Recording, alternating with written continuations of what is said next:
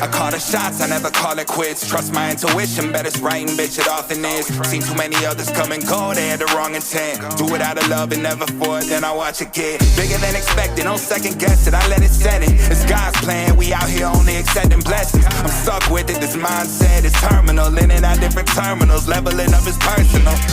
And I already made it, y'all can miss me. It's hard to believe I made something from nothing. No hindsight discussions, I've been writing, I love it. Welcome to the 3 Gig Sports Podcast, where we are never wrong, just sometimes misinformed.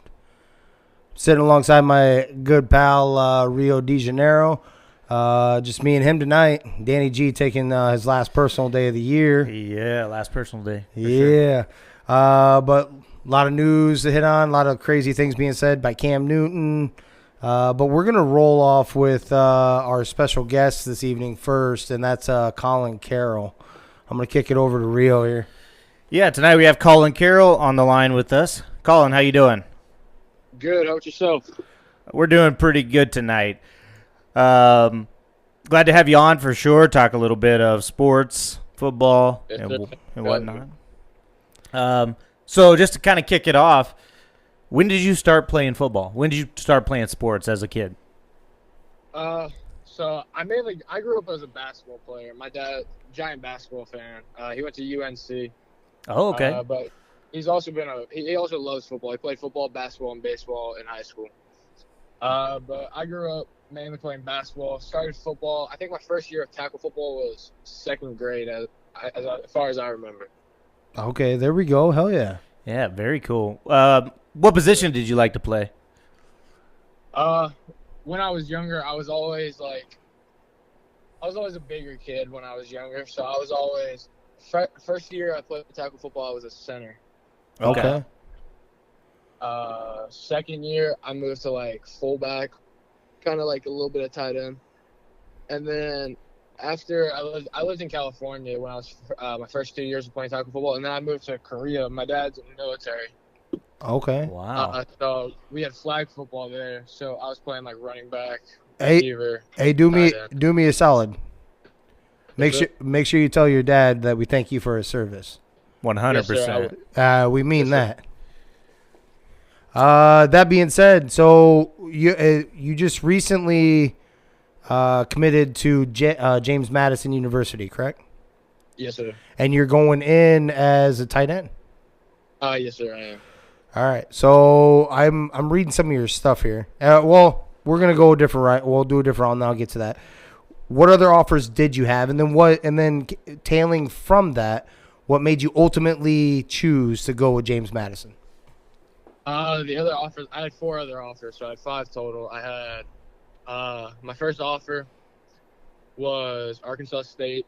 My second one was Kent State. And then I got JMU as my third. My fourth was Monmouth, and then my fifth was University of Richmond.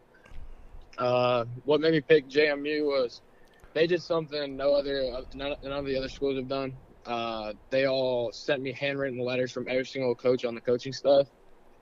And whenever I would come up there, I was the only tight end that was in the meeting room for the visits and everything like that. So it just showed that they have a personal bond with me, showed that all their interest was in on me for a tight end. That is awesome. Yeah, the personal cool. touch of a letter, too. Hell yeah. Right. Letters from every single one, you said. So, Yes, sir. yeah, that's awesome. Could you touch on you're a senior right now, right? I'm a junior. You're a junior. So you're going into your senior year of football, though, Yes, sir. this next year. What are your guys' goals and aspirations? We got to the region championship last year. We lost to the team that won states, so we're looking for revenge, playing them, beating them in this region championship, and then going for that state. There we go. Of course. So still in high school right now. Do you play any other sports besides football? Freshman and sophomore year, I played basketball, but I stopped playing to focus on recruitment. Gotcha. Okay. Very nice. Okay. Well, you said you were a basketball family on top of that anyway, right? Yes, sir. Yeah. So your dad is going to be ecstatic either way. Yes, sir. Okay. Very cool. Can you touch on training or anything like that you do to try to get ready for that next level now that you have committed to James Madison? I show up every single football workout that my high school holds. I show up to every single one of those. And I'm on Torrey Smith. He played for the Baltimore Ravens. Was there when they won the Super Bowl. And he was on the Eagles when they won the Super Bowl a couple years ago. He's my 7-on-7 coach, so I play 7-on-7 with him. Oh, very cool. Oh, geez. That's nice. Yes, Yes, indeed. sir. He went to a neighboring high school of mine. He went to Stafford High School. I go to Mountain View, so it's like a 10-minute drive. We play them. So he went there back in like early 2000s, I believe. Okay. Yes, sir. Very cool. How does your high school use you on the offensive side of the ball? Do they split you out wide, put you on the Yes, line? sir. They move you around then? Yes, sir. They move me around. They kind of use me like as the 49ers use George Kittle. They can move him out. They can move him to a tight. They can move him as a tight end, move him on the line, move him out as a wide receiver, cause mismatches on the outside. Sure. That being said, you do show some pride in blocking then too, right? Yes, sir. Most definitely. Love putting people in the game. Yeah, so not just all about that pass catching. You're about like laying your hands on somebody too. Yes, sir. All right, that's what I like to hear. And that's a good comparison. And so with that, who would you most compare your game to, and what do you bring to James Madison that another person perhaps would not? What makes you that guy, and who would you compare yourself to, such as an NFL player or whatnot? Who I compare myself to, I'd probably say George Kittle. I just love how he plays, love how physical he is, everything like that. Do you know what university he went to by chance? University of Iowa. Yeah. I'm not sure if we touched on it or if you looked in, but we are based in Iowa, and got some Iowa fans definitely here. So we like George Kittle. Yeah. There you go. So that guy, I'd have to say, probably how I can adjust to the ball, however it's thrown. Not a lot of people my size can do that at my position. So the body control and whatnot to go up and get the ball. Balls, like get into the ball. Okay. Very cool. What other things do you do in high school? I mean, it doesn't have to be sports related or anything like that. What else do you get out and do? What do you do to kick your feet up and take your head away from football and sports and stuff like that? Hang out with my girlfriend, or when I'm not hanging out with her, probably play. I play a lot of Warzone. Okay. And a little bit. I used to play Fortnite a couple years ago. Yep. Yeah, I got a kid who does that on a Switch. Plays a lot of that. First off, calm down over there, Rio. We know that up until like a year ago, you were still balling on Fortnite too. Somebody's got to get those kills, right? Yeah. Until they started building buildings around you, you're like, what the hell is going on? Right. I shoot once, and they built a 5-star hotel over me. Like, what the hell? Yeah. So, what is your, like, before you're about to go out on, it doesn't matter, any game, doesn't necessarily need to be the biggest game or anything like that, but every time you go out, everybody has a ritual, right? I'm curious what your pregame ritual is, what it is that centers you. Every single Thursday, so we would have Friday night games. Every single Thursday night, I'd go and get Chipotle the night before for dinner. And then I'd always do the same thing and the same routine. When we would go down, I'd get ready, put on – I would wear a sleeve on my left arm. I'd put that on the same way I'd always do every single game. Do my face paint, do a cross on each cheek. Okay. Yes, sir. And then, so what is your, like, and I'm going to go ahead and say, like, doesn't have to be like world breaking or anything like that. Like it was statistically, I'm curious what you feel your best game was and who it was against. Like where you felt good the whole way through. Our rivalry game against Colonial Forge, I had 3 touchdowns for, I think it was either that game, I had 3 touchdowns for like 130 yards, or our first game, I had 2 touchdowns on 3 receptions for 184. Jesus. Oh, yeah. You were comparing yourself or wanting to be like George Kittle, which I love and respect that. That's almost Randy Moss-esque right there. What he did to the Cowboys when he was with the Vikings. Yeah, no kidding. Yeah, yes, sir. That one is. Hell yeah. Speaking of which, what's your favorite team? What's your favorite NFL team, college team, something like that? My favorite college team growing up. So, as I said, my dad's in the military, so we lived all over. I lived in Montgomery, Alabama when I was younger. So, I went to a bunch of Alabama games. Oh, Roll Tide, baby. Yeah. Okay, there you go. Do you have a favorite professional team? I was born in California, so I mean, pretty much any California team, but I like George Kittle, so I'd have to go with the 49ers. Okay. Yeah. Definitely. Yes, sir. How long did you live in? You said you lived in Korea. How long did you live there? Yes, sir. I lived there for 2 years. So I lived in 3 different countries. I Oh. lived in Korea from 4th to 5th grade. When I was in kindergarten to 1st grade, I believe, I was in Japan. When I was in all of middle school, so 6th, 7th, and 8th grade, I lived in Stuttgart, Germany. Okay. Oh. What are some good memories you have of those places? Obviously, middle school is probably going to be the one you remember the most. Yeah, What are yes, sir. some cool things that you remember from the places that you've lived? So in Germany, probably going on ski trips because we had like a ski group that we would all go with, and we'd go on ski trips to like the Alps and everything like that. Okay, yeah, that's pretty awesome. Did you end up learning any of those languages? We would get some taught to us, especially in elementary school. So like when I was in Korea and Japan, we'd get it taught to us, but I don't really remember that much of it. Okay. German, I know like a little bit to get me by because majority of them would speak English. Okay. Oh, okay. I didn't know that. That's Yeah. nice. Yeah, very cool. So did you play a lot of sports over there in Germany while you're going through middle school then? Did they have football? Yes. Yes, sir. We had tackle football, and we'd play other neighboring bases, so like other military bases that are around our area. Okay. We'd play them, and yeah. So you didn't play many German kids then, just mostly American kids with other families? Yes, sir. Just play other military teams from other bases far away. Okay. Do you any other major sports you follow? You follow MLB? You have a favorite team? Basketball? NBA team? I follow basketball a little bit, mainly like March Madness was just going on. Yeah. But I follow a little bit of baseball. I used to play baseball when I was younger, so I follow a little bit of it still.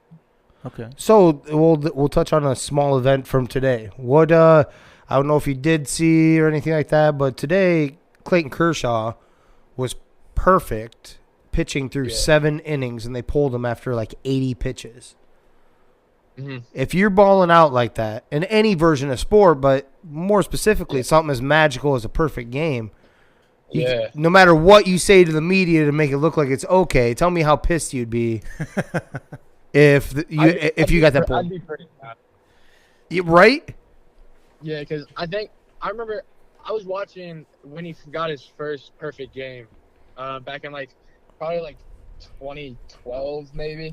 Okay. I remember watching his first ever perfect game that he got. It was at Dodger Stadium. I was watching it on TV. I was at my grandparents' house in 29 Palms, California. I was watching it on TV. I remember watching that. So I'm pretty sure that's his only other one that he's had. I don't know though, to be honest. But if that happened to me, I'd be pretty mad with the coaches. Yeah. I mean, he played it off cool and everything afterwards, and everything's fine. It's better for the team. It's great. He even said as far as he's like, that's kind of a greedy thing for me. Like that's for me, not for the team. The team is to win. I'm like, hold on, son, you were winning at that point for the team. Yeah. So he was just saying everything the right way, right? Yeah, I can understand. Wait, isn't it the beginning of the season for MLB? Yeah. Yeah, it is. I was gonna say if it was later on in the season, I could understand. But it's the beginning of the season. I could understand them trying to spare him maybe a little bit because pitchers, they don't want him pitching too much. But I'd be a little mad with it. Yeah, absolutely. Definitely. Perfect games don't come along that often, Absolutely. Yeah. Hey, do you TikTok?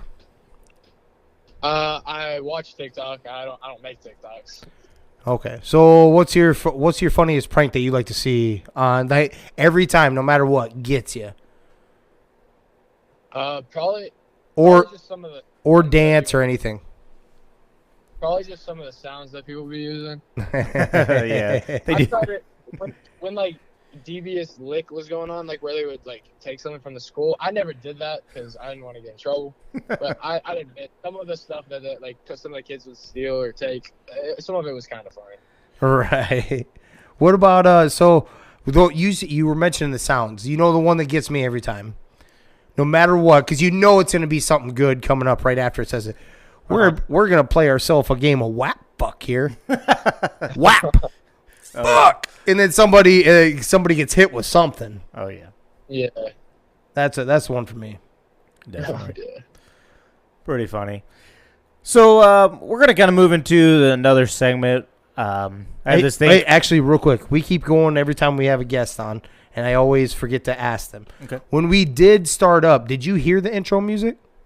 Yes, sir, I did. You did? Okay. All right. Awesome. So it's not too weird for them, like being Right, just like quiet all or quiet. anything. Okay. Good. Well, go ahead. I have wondered that myself if our guests are hearing the intro music. So what I'm about to play now, I do this thing called Rio's Randoms, and it's 3 random questions. We're all going to answer them. You know, it's nothing too serious, a little laid back and funny. Yeah. So, you know, just Just go with her, and nothing serious about it. So I'm going to kick off my intro music here.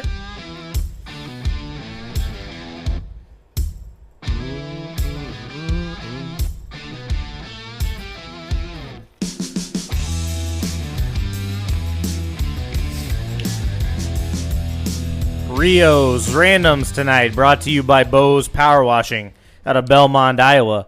Make sure to hit him up for all your power washing and cleaning needs. He also does mowing, weed eating, anything like that. Hit him up at 641-903-1720. Tonight for Rio's Randoms, first up, give me one useless thing that you can spend hours doing. Oh, we kind of just mentioned one, didn't we? Yeah, we did. We'll defer to Colin first. One useless thing that I could spend hours doing? Yeah. I'd probably say either playing video games, obviously, or I take long showers, so I could be in the shower for a couple hours. Okay, yeah, that's Yeah, I'm that guy too. Like you Yeah. just In just the forget it. wintertime? In the Yeah, you wintertime just for forget sure. it, and the hot water rolling over you. You're not even thinking about it. You're just Yeah. at peace. Yep. definitely. What do you got? Gotcha. All right. So it used to be video games,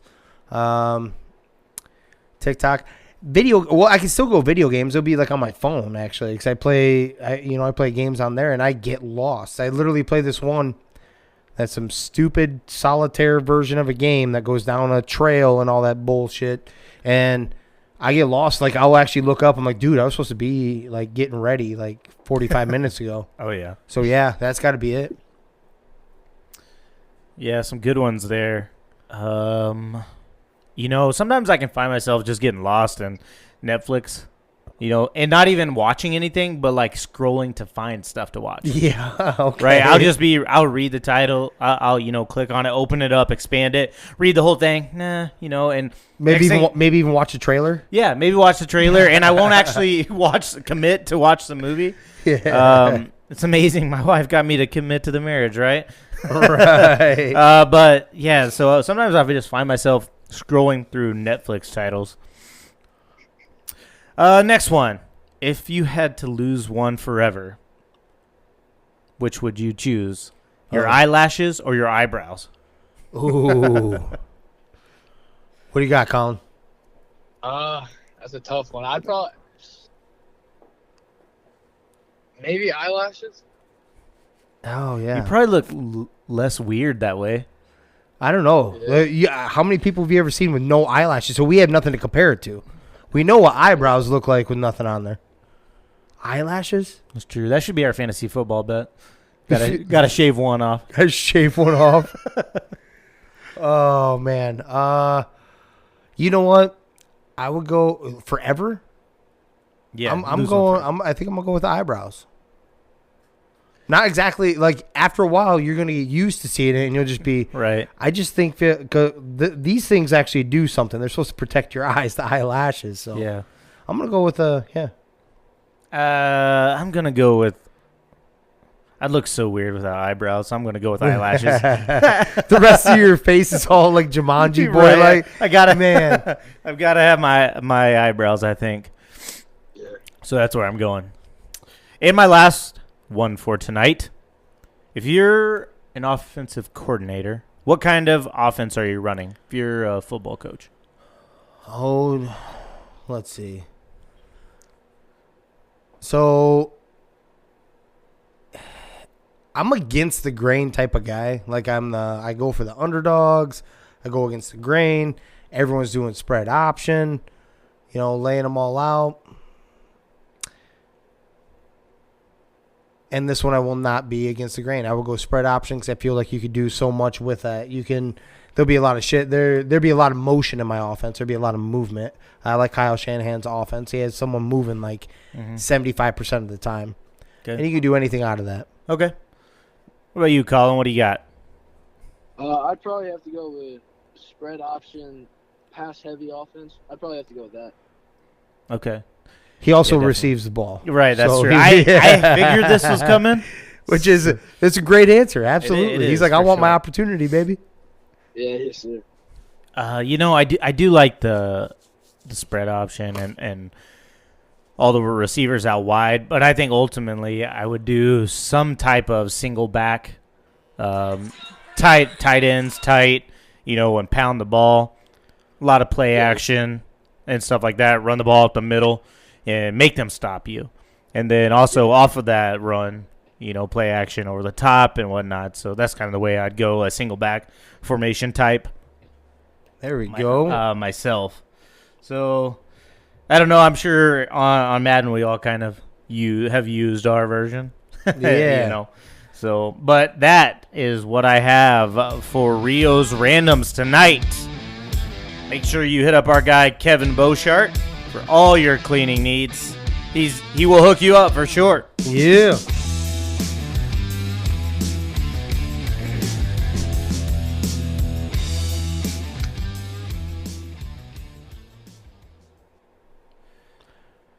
And that's what we had. That's a damn good episode right there. For sure. So before we let you go, committing to play football or any sport at the next level in college is an amazing thing, no matter what level that is at NAIA, FCS, Division I, Division II, or III. Going to the next level is amazing. So can you touch on anybody who's helped you get to where you're at and who's, anybody who's influenced you? Can you just kind of give them a shout out and let people know who's helped you along the way? Sure. I'd have to say definitely my parents, both my brothers play. My oldest brother is a wrestler at Belmont Abbey in North Carolina. That is awesome because I am a wrestling coach, former college wrestler myself. Yes, sir. Yeah. And then my middle brother, he's a kicker up at St. Anselm College up in Manchester, New Hampshire. Oh, very so cool.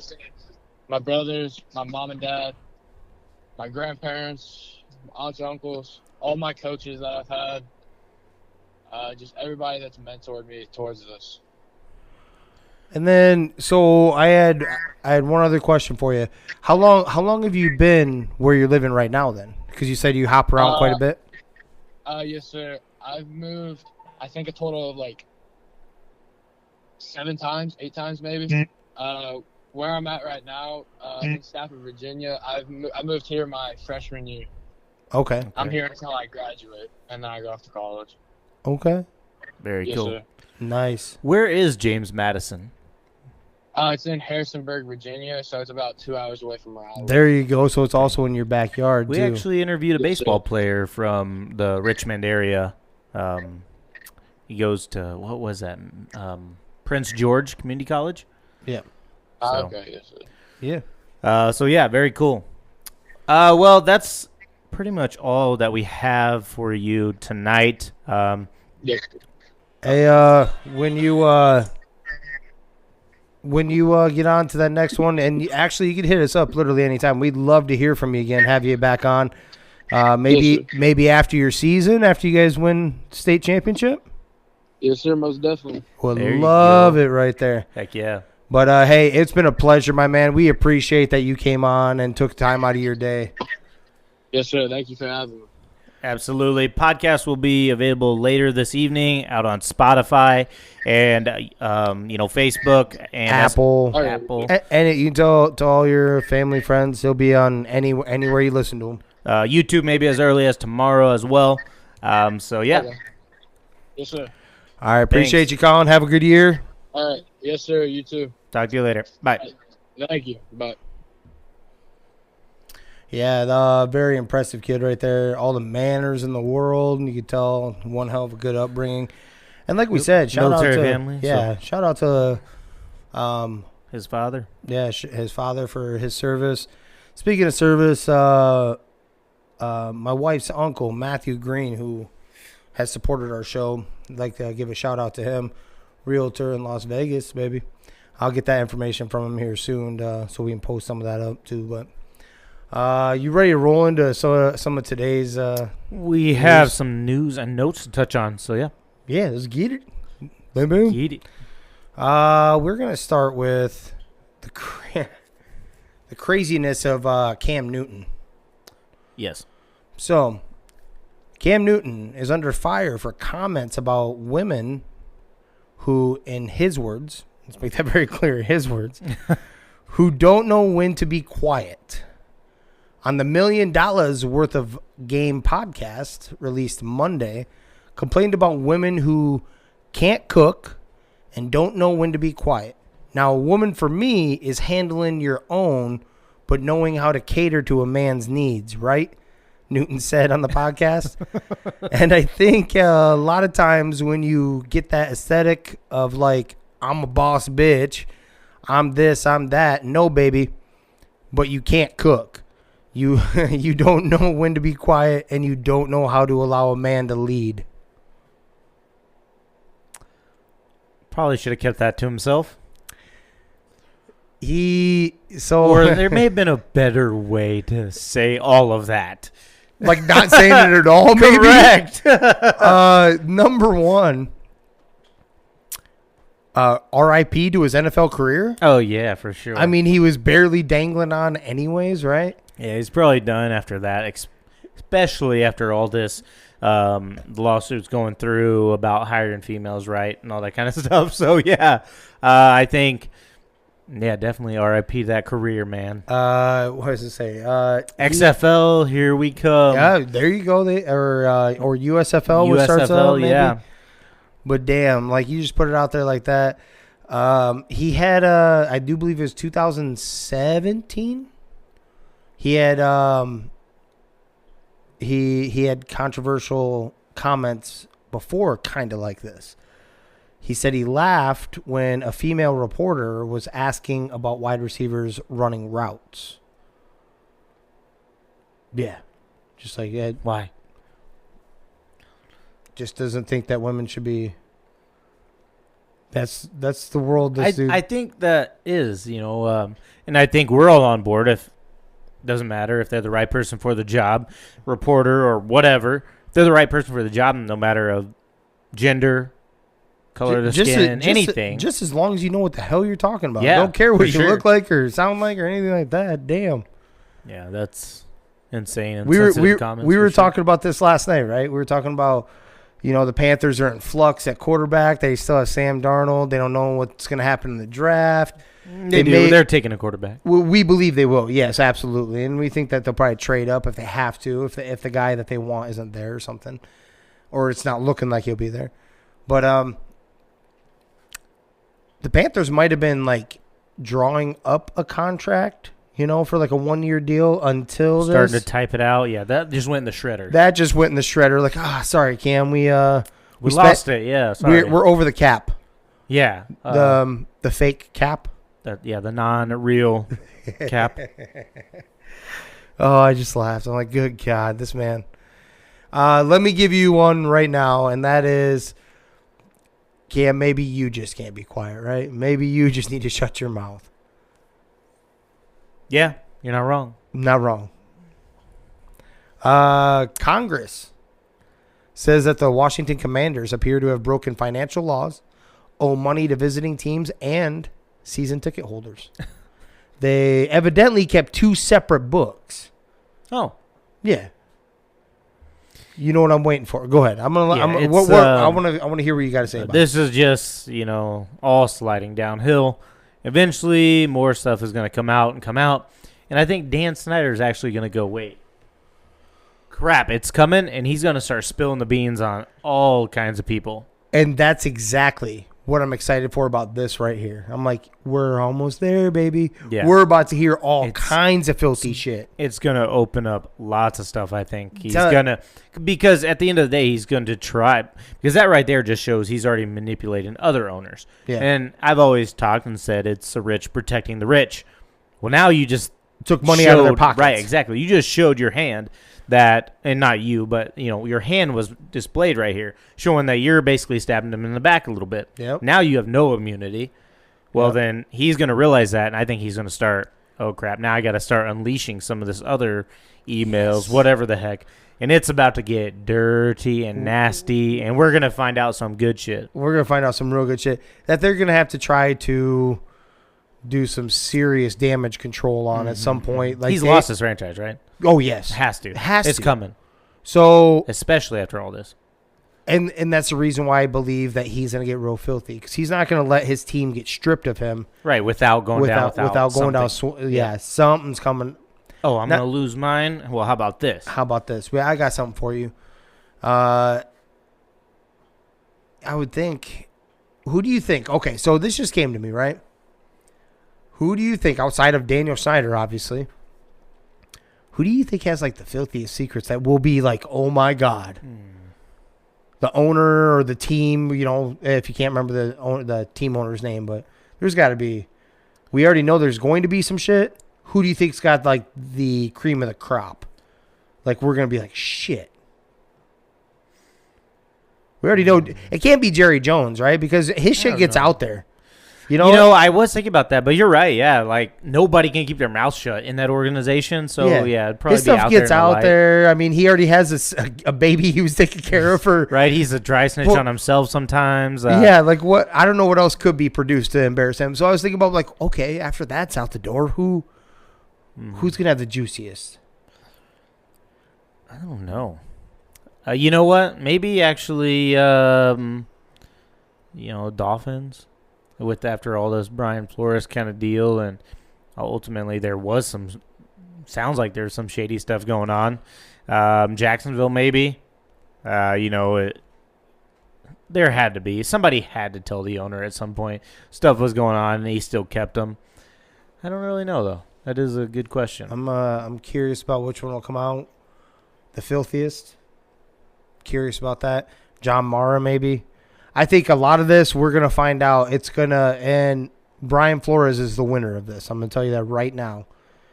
Because there's no way that all the stuff that he's going to eventually spill isn't going to be related. That there's no way you're going to say that it's not related to, diversity hiring, for instance. And actually, that's probably one of the ways he goes.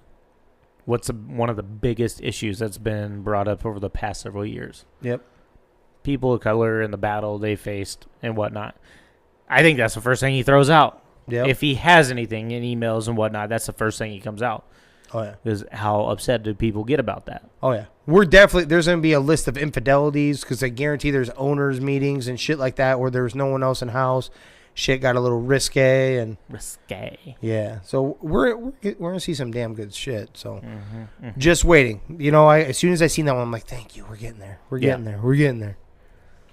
Ohio State Buckeyes will honor the legacy of late quarterback Dwayne Haskins at Saturday's spring game. Yeah, good for them. Rest in peace. Obviously, don't know what was going on. Still, there's, conflicting reports of what was going on, what was happening, why he was on the highway. Ultimately, though, the man lost his life way too soon. Yes. And, prayers up to his family and whatnot. Good on Ohio State for honoring him, as they should. I think he was, we talked about the record he set and how well he played that season. He was a full-time starter. Yep. And so, yeah. He kind of started something that Ohio State hadn't seen, right? Because I told you about him, like, smashing passing records there. They weren't used to that. They were just used to dominating you on the defensive side and then running it, right? Basically, for the most part, running it down your throat because they would have, like, the best running backs and offensive line. He showed you something else and then he started that trend. Now they've been getting quarterbacks nonstop. But he was that first one that really, like, kicked the roof off, right? Yeah. Mm-hmm. So, yep, like you said, like you touched on, prayers up to his family and all that stuff. And, we have, I guess we'll go talk a little UFC. So we have so these two stories kind of like tie together a little bit. Henry Cejudo, after being inspired by title fights, will re-enter himself into the USADA drug testing pool Monday and wants a crack at Alexander Volkanovski. I think he gets messed up by him.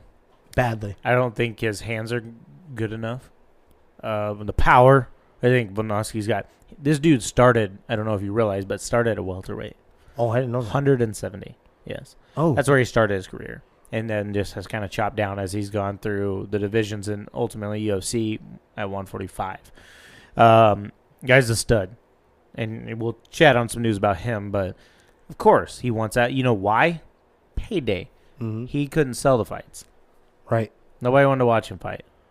Nobody. Because what was that? What, like featherweight or whatever? 125. Yeah. Nobody wanted to watch a fight. Yeah. And not just him, but nobody watches the lower weights for the most part. I mean, you do get some, but that's why there was a talk of canceling the 125 division because there wasn't enough fights, enough contenders. There were like two guys. Demetrius Johnson was a ruler of that division forever, and nobody was even close to him. Ultimately, right, he went and signed somewhere else, or there was that big trade, I think. But that was why they were talking about canceling it, because it was hard for guys to get down there, for grown men to get down to that weight and whatnot, so they were thinking about getting rid of it. So, yeah, I think he's just seeing money, perhaps, and want to go that route, which, I don't blame him, but I think he's going to get messed up, though. If given the opportunity, because Alexander Volkanovski also commented on this. Mm-hmm. This is a transition into the other one. Right. He commented on this. He's like, yeah, dude doesn't know how to stop talking. Have you ever seen him not? And then he's like, you know what? Round of applause to him that he actually is backing it up a little bit by finally putting his name in to USADA to actually get tested and all that stuff. But he's like, he needs to have at least one fight before there's even a shot at that, because he's like, that's the wrong image. You retire, you come back in, and you just get a crack at a title fight in a different weight class too on top of that. Yeah. But that also transitions to what Volkanovski wants. Yep. So he says that he has earned a shot at the lightweight title. What do you think? I'm not opposed to it. However, that top 10 in that at 155 is loaded up. So I don't know. I'm not saying that I wouldn't be against it if they're like, hey, here's a crack at the 155. Whatever.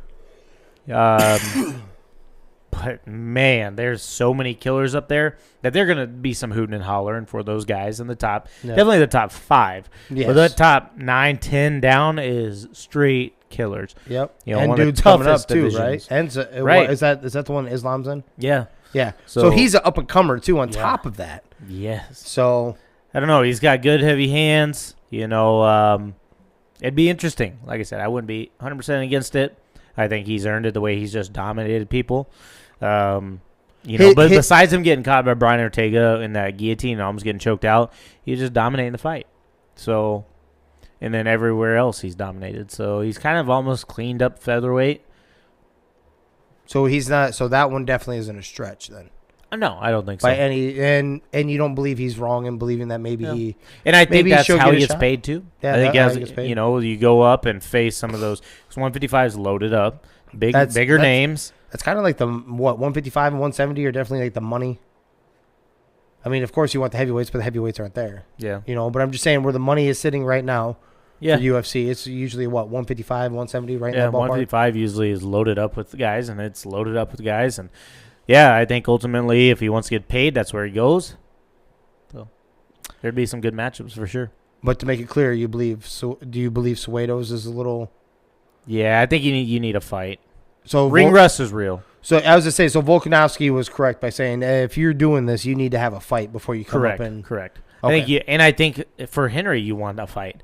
Look at John Jones. John Jones, one of the most dominant fighters of all time. He come back against Ovince St. Preux and looked mediocre. At right? best, at best, he looked mediocre. And we're John Jones guys, but so we're ring rust is 100% real. I'm like, yeah, I was like, John, you didn't really win that fight. Like, as in, what I'm saying is like, You didn't dominate that. you fight. didn't dominate. You didn't As if you, right? What As we're you used to seeing. exactly what you used to see as what your name is tied to as one of the most dominant, best light heavyweights to ever do it.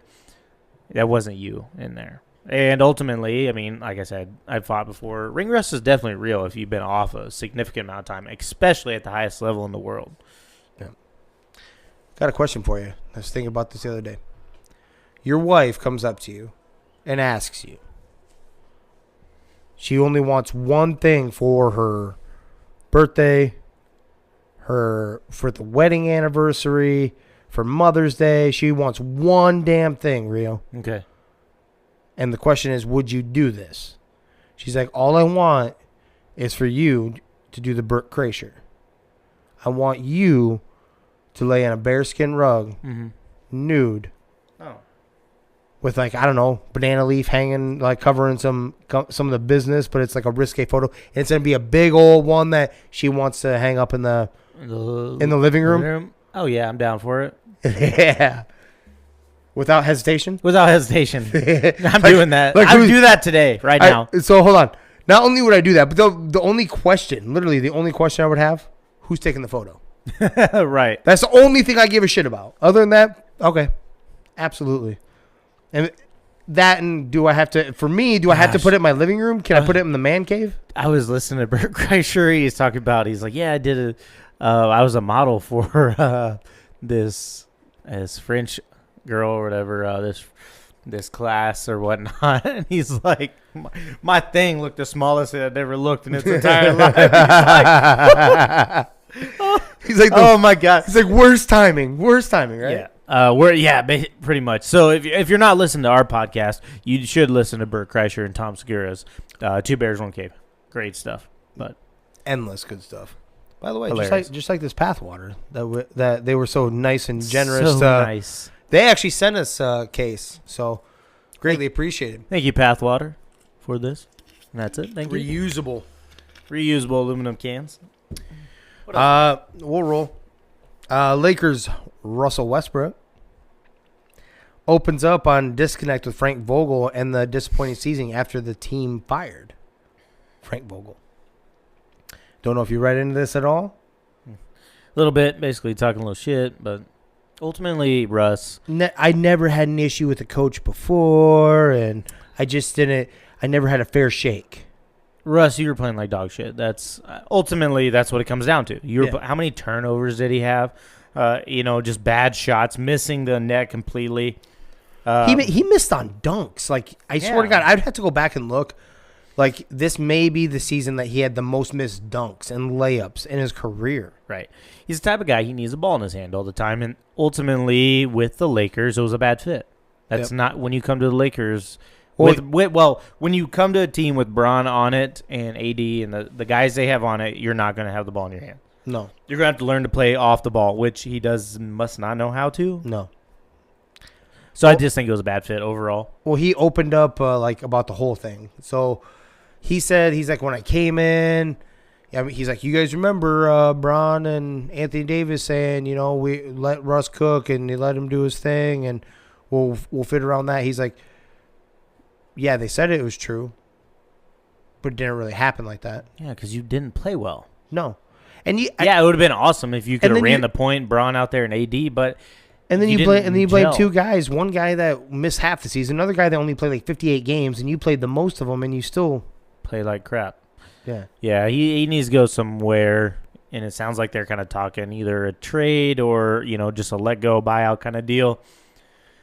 But ultimately, too, along with this, I don't know, you didn't see, but I was telling you earlier before we started, there were some rumors of possibly a Jazz coach coming over and coaching the Lakers. And he basically come out and was like, nah, fuck that shit, because I saw how they treated old Vogel over there and basically threatened to run him out. This is how you have to coach. He's like, there's no positives in doing that for someone. No. So that would be a no for me. No, I'm good. I'm good right here where they Right. let me run the team like I want to run the team. Yeah, no kidding. Joke in Lakerland is what's going on. A joke. The Lerner family that has owned the National since 2006 is exploring the possibility of selling the Major League Baseball franchise. Even after multiple times saying that they would never sell. I talked about this. I was wondering if it's kids doing it. Ultimately maybe the dad, grandpa, whoever who actually had control of it, bought it in the first place, acquired it in the first place, and it's been passed down to generations, and they start selling.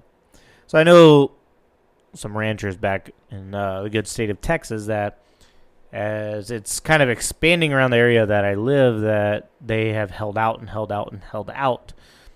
That I'm not selling, we live out in the country. We're not doing that because they're just going to put buildings up and whatnot. It's not going to be country anymore. As some of them have slowly passed away and the land's been passed down, what do the kids do?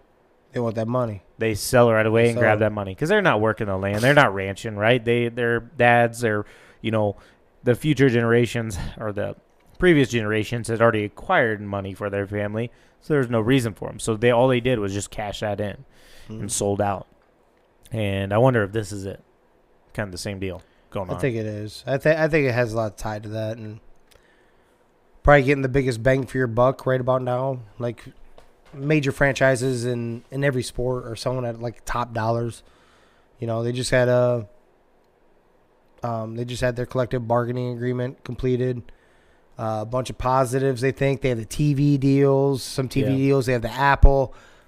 They're thinking dollar bills. They're thinking greenbacks right now. Yeah. And evidently it isn't it isn't only pure selling. Like that's not the only thing on the table. They're also talking like partnerships, coming in and buying a stake also, but still going from never going to sell to that. Yeah. Yeah. Retired longtime Dodgers announcer Vince Scully wins the Baseball Digest Lifetime Achievement Award. Very cool. Well deserved. Legend of the game. For sure. And then, let's see. I was going to touch on that. So I don't know. I didn't give much of your opinion. I just asked him. Dodgers pulled Clayton Kershaw today after perfect 7 innings with like 80 pitches. Yeah. They still ended up winning and all that. They beat my Twins, of course. But I know it's early in the season. I get that. But what are you thinking about this? I'd be pissed if I'm Clayton. Ultimately, yes, I get it. It's early in the season, right? We didn't have as long as spring training. He has injury history, too. We didn't have as long as spring training, so maybe the conditioning isn't there. It's also history. Yes. It's also history. It's one of those rare history. It's not a no-hitter even. Right. We're talking about a perfect game. Right. In fact, I was going to look that up quick. But yeah, go on with your feelings about it's, and I understand where they're coming from in the long-term aspirations, but Clayton Kershaw he's maybe got 4 years left in the league. Maybe, I think. Mm-hmm. I'm pissed if I'm him. I think it's bullshit. I think leave me in. I'm trying to go for a perfect game. I'm trying to set history. And I think he should have been left in. Well, the worst part is that the players want that too. Like, don't, because it came out that he, like I was telling our guest Colin, was that he went on. I listened to his interview afterwards, and he was very team oriented in his answers and this, that, and the other. I'm like, You have to be. I'm like, but yes, you have to be. I get that. And he did it, and he sold it awesome. He's like, I would have liked the opportunity, but it is, it is what it is. And he was very nice about it, and maybe next time it comes up, or if there is a next time, I get opportunity to finish. But it is what it is, and it needed. It was better for the team. There's 8 other players out there playing defense for you. They wanted to be a part of that perfect game too. That is a team thing. right. The pitcher gets the notoriety.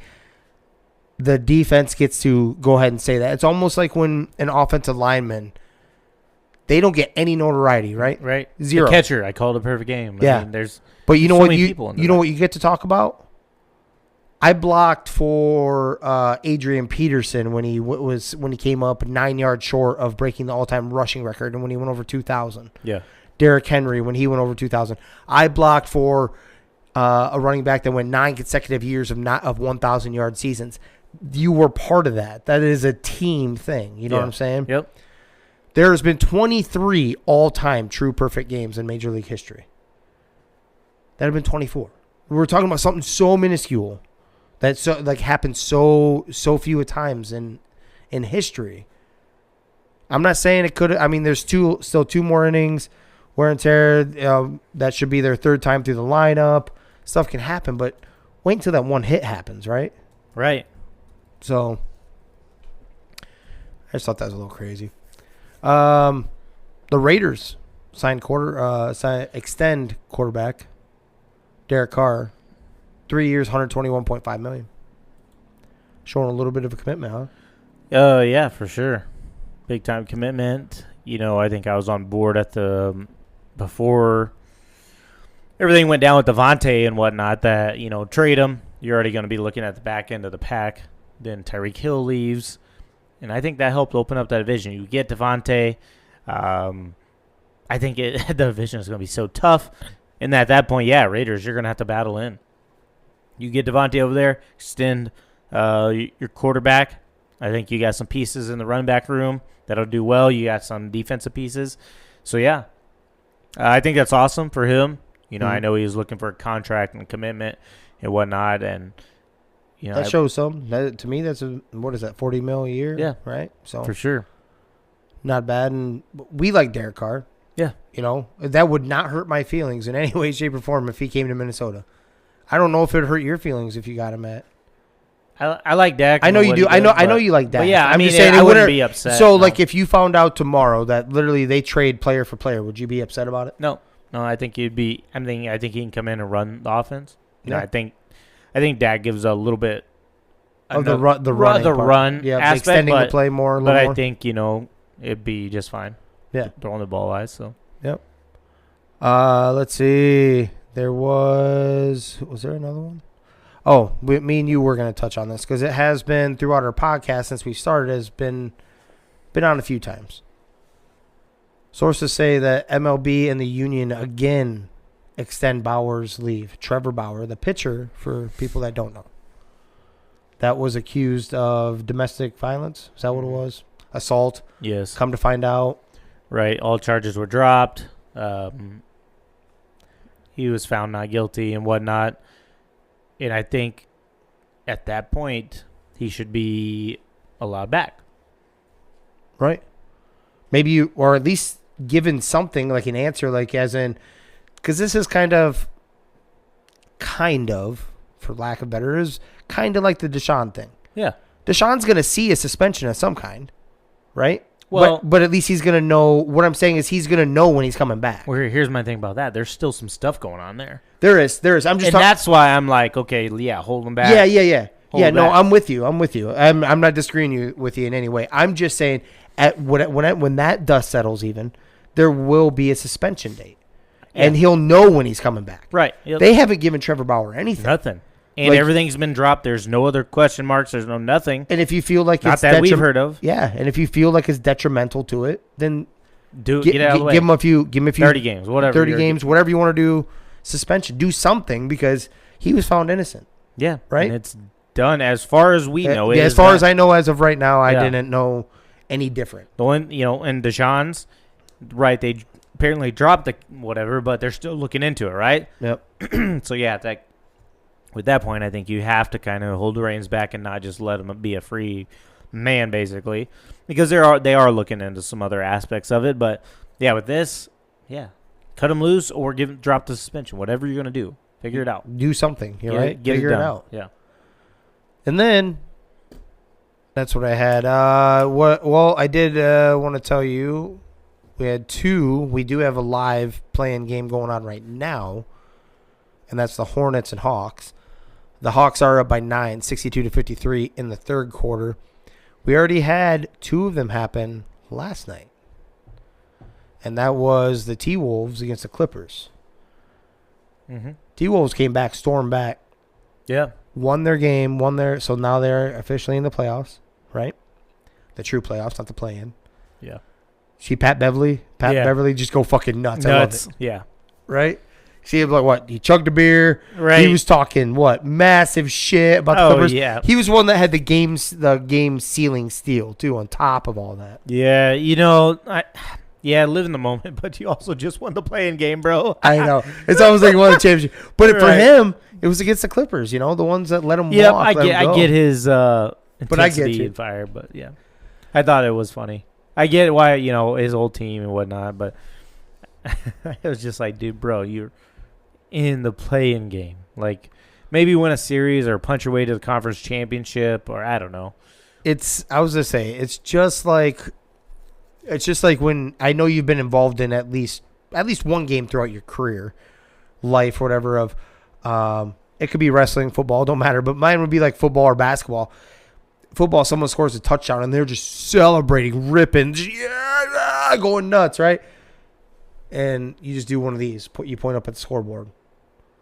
My dude is 38-7. That was your first touchdown. Mm-hmm. Like kind of live in the moment, whatever. But yeah, I get it too. And his later on tonight will be the Spurs and Pelicans. Who do you got in that one? Just off the cuff.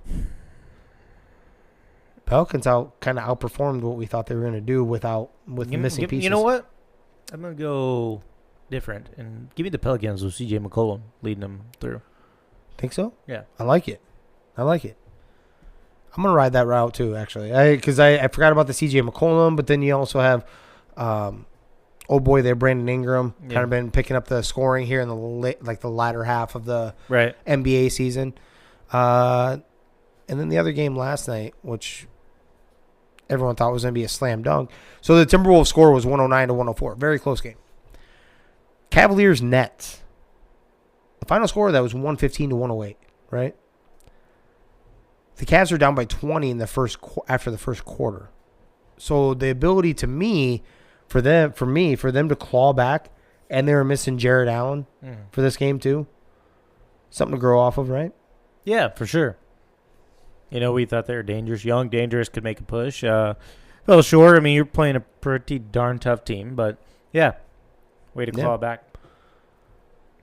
Any one of these playing ones so far that I have mentioned, do you believe any one of them have an actual shot at the NBA championship? I mean, Nets, I think. Nets? I just – they probably have a shot. I just don't see it happening. I don't think they're going to get much from Ben Simmons. I think chemistry is a big deal. Him not being out and by the time he got traded, him being out and not getting that on-court chemistry. Yep. I'm not sure if they have enough. But that'd probably be the biggest one, I think. Okay. I was going to tell you that because the Nets face up with Boston right out of the first gate, right? That's going to be a tough series, I think. Yeah. That's going to be an entertaining series, right? Entertaining, tough, gritty. Any chance to go 7? Yeah, I think absolutely. I think it's going to be like, gosh, who do I want to compare it to? The Bull. It's almost the Bulls whenever LeBron was. I got you. Back with Cavaliers. Yeah. Yeah. And it was just a grit. No matter even if it seemed like the Bulls were not a great team, they just made it gritty and hard no matter what. Yep. Joakim Noah. Yep. And some D-Rose and those couple years right there. That's a perfect But this one, I believe, will be high scoring. Will be the opposite. Yeah. Like, as in, but it's still going to be chippy. It's still going to be down and grimy. Yep. You know, New York team versus a Boston team. Right. Yep. I got you. Okay. Yeah. So I just want to touch on that. And then our weird law. Speaking on NBA playoffs, I see Doncic has got a calf strain. That sucks. No timetable at the moment. Ooh. Yeah. That's no bueno. Well, the same injury-ish that held Michael Gallup out several games in NFL games. So, not good. Well, good and bad. The good is when you don't win the championship, you can blame it on that. Oh, yeah. That's true. Oh, thank God. Yeah, because Perfect. otherwise it'd be like, oh. True that. Okay. Weird Law, what do you got for us today? Let's see. Where were we? Were we Idaho? I think we were. Idaho state law makes it illegal for a man to give his sweetheart a box of candy weighing less than 50 pounds. What the hell? 50 pounds, dude. Well, I mean, they're always lugging potatoes around and stuff, so yeah, maybe. Well, maybe, but Maybe some. do we live 50-pound bags there? Could you imagine the sweets of a 50-pound? I love it. Mm. I love you 52 pounds worth of chocolate. Jesus. It's crazy. So Them females are getting hooked up, though. What about the other way? That'd be some horse shit, right? If you give your gal, 52 pounds of chocolate and she gives you, like, a bag of Hershey's Kisses. Yeah, no, I'm definitely getting into the box that I just gave her then. Right? Yeah. Are you considered a cheap ass if you only go to 50 then? Since you have to do 50 pounds? Well, no, because you're... No, doesn't it show? I'm like, you only did the bare minimum by law. Yeah, but I only love you bare minimum anyway. No, that's how they take it. That's what I'm saying. So you kind of be coming off as, and you know what? That's you a need lot to go of up to chocolate, 52. though. That is That's a lot of dang chocolate. That's a lot of chocolate. I feel like, yeah. Yeah. Do you have a weird one? Do you have a make sense? I may have one for you. Have you ever told the story of the bottom elbow in the ring dryer and where you were digging it out? I feel like I have. Have I'm you? not sure, but I feel like I have, yeah. Couple inches? I feel like when Luke was on that we told that Did story. you? Okay. Forgot about that. We can roll with another. Dude, I got a pretty nasty one. Maybe we'll save this other one for like when we didn't have a high schooler on and there could be people listening. Okay. Right. And when Danny G is not taking a personal day. Right. We will go. What was that other one with? You know what? Actually, sticking with you were talking about. You ever had a guy, like score a touchdown or something like that, and they're all jacked up, Yeah. right? And you're like, look at the scoreboard. I do. We'll go with something like that along those lines. Okay. So I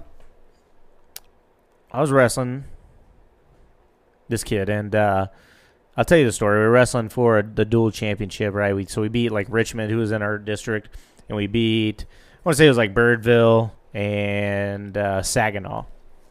And so that put us on the other side. Weatherford won, and they had made this trophy. And we had won it the first year, so we had the trophy. And the coach is like, there's only two names go on the front. That's it on that one. He's like, so let's make sure we get our name on the front both times. And because it was the second year of the trophy, and maybe a little messed up on his part. But anyways, as we were riding the bus going to this thing, he goes down. He's like, he shook every one of our hands. Is like, we're going to go win this. We're going to go win this or whatever. Cool or not. So we go out, and it's at Weatherford's hosting. And we go out, and we lose. But like barely. We got hosed by the ref. We had a kid. He locked up his dude in a cradle. Pinned him flat on his back. The ref would not call it. Well, once you lock up a cradle, this guy ended up managed to rock himself back, and he finally flipped him over. Well, at that point, you've locked the cradle up so tight, there's no way of you letting go and trying to get out. So then the ref, of course, called the pin for the other team. That was pretty much the deciding factor in that one. Whoa. Yeah. But, so I am wrestling my kid, and I'm beating him, and whatever. He ends up escaping like with 30 seconds left. And he's like, yeah. And I'm like, and bro, look at the scoreboard. I still beat you. Like, what are you celebrating for? You know, he's jumping on, yeah, like flexing at the crowd and stuff. He Like, got out of it? Then What? he got out. Yeah, he got out. And his loss, instead of counting 5, only counted 4 against the team. He was so jacked. Oh, like, my. what the heck? Enough jack that he was talking crap to me, like saying that I'm going to beat you. I'm like, you didn't even beat me this time. But he was so jacked that he got out, and it only cost 14 points instead of 5. Like, what the heck, dude? Anyways, we come to the district tournament, and he's in my bracket, of course, and he's talking mad stuff, and I think I meet him second round, and I just beat the crap out of him. I think I end up close tech following him, and then I just stick him. And, like, he tried to be all like, oh, yeah, hey, man, good luck. I'm like, get out of here. Get out of here, dude. Get out of here. So words of wisdom. If you're getting blown out, beaten real bad, and you make a good play, or just keep your mouth shut. Because, yeah, sure, you made a good play, but guess what? The scoreboard at the end is what matters. So, Right. It looked foolish. You could build off that, you know, behind the scenes, you know, the next day, or like, Yeah. hey, I did this good, whatever. Yeah. To yourself. The tape, By to yourself. yourself. Right. Not like, bro. You're getting beat in a gym full of people, and you still get beat, you don't jump up and flex. Come on, get out of here, son. Yeah. So, yeah, that's... Makes sense if you don't think about it. Makes sense if you don't think about it. Dude was jacked. Yeah. If you didn't see the scoreboard, you would have thought he won. Yeah, you would have. I You would've swear. thought he won. The dude There was you like go. jumping around. I think my parents have like a video of it. He's like jumping up and down and flexing at the crowd and stuff. Like, hold on, did I miss something here? He's still lost. Am I right? I'm confused here. I am real Am I getting confused. punked? Am I getting punked? I'm yeah, getting punked. no kidding. Yeah. And that is what we have tonight. Yeah. Let's go ahead and wrap it up. So we do have tickets to the Mason City fights coming up on May 21st. To be eligible to win those, you have to send us a funny story. Makes sense if you don't think about it. Just a funny story in general. Where's the wisdom, whatnot. You send them in. We'll pick the one with the best story, and we'll give you those tickets. Yeah. So make sure to send those stories in to us. It could be funny, it could be serious, doesn't matter. We Doesn't just have want to have names. doesn't have to have names, none of that. But we're gonna pick the best story. And I'm not saying necessarily it's gonna be the funniest, or it could be the most real fucking story there is. We just want to know about it. That's for sure. Make sure to go up to Gentleman's Way, get yourself a haircut. Once you do that, you can enter into our raffle. At the end of the month or so, we'll do that raffle, pick the name out, and you could potentially get your next haircut on 3 Gig Sports. Boom. Little shout out to our sponsor. Yeah, FitBod. Make sure if you're looking for a workout app to help generate and keep track of workouts, you download FitBod. Use our code 3GIG to get 25% off. And it does a heck of a job keeping track, generating workouts. You can, modify it if you need to. Like myself, I got shoulder stuff going on, so some of the shoulder stuff I can't do.